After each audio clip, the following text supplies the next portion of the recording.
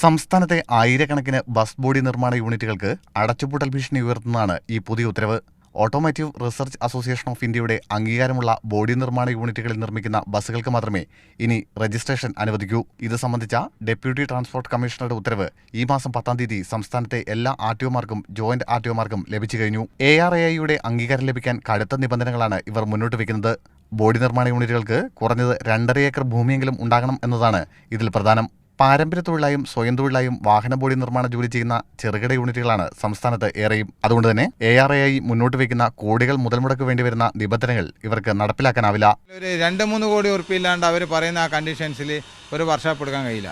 ഇപ്പം നമ്മളെല്ലാവരും തന്നെ ഒരു 10 ലക്ഷം അല്ലെങ്കിൽ ഒരു 20 ലക്ഷം ഉറുപ്പിയോളം മുതൽ ബാങ്കിൽ നിന്നോ ആടുന്ന വീടുന്നെല്ലാം ലോണെല്ലാം വാങ്ങിയിട്ടാണ് നമ്മളിങ്ങനെയുള്ള ഓരോ പ്രസ്ഥാനം നടത്തിക്കൊണ്ടുപോകുന്നത്. നമ്മളെന്താ ചെയ്യുക? നമ്മളെ ഉപജീവന മാർഗം എന്താ ഉള്ളത്? ഇല്ല, നമ്മൾ പിന്നെ ആത്മഹത്യ എൻ്റെ പക്കത്ത് എത്തുമെന്നല്ലാണ്ട് വേറെ ഒന്നുമില്ല. ഫലത്തിൽ വൻകിട വാഹന നിർമ്മാതാക്കൾക്ക് മാത്രമേ ഇനി ഇത്തരം ബോഡി നിർമ്മാണ യൂണിറ്റുകൾ നടത്തിക്കൊണ്ടു പോകാനാവൂ. ഉത്തരവ് നടപ്പിലാവുന്നതോടെ സംസ്ഥാനത്തെ ഒരു പാരമ്പര്യ തൊഴിൽ മേഖല കൂടി അടച്ചുപൂട്ടപ്പെടും. സുനിൽ ഐസക്, മീഡിയ 1, കണ്ണൂർ.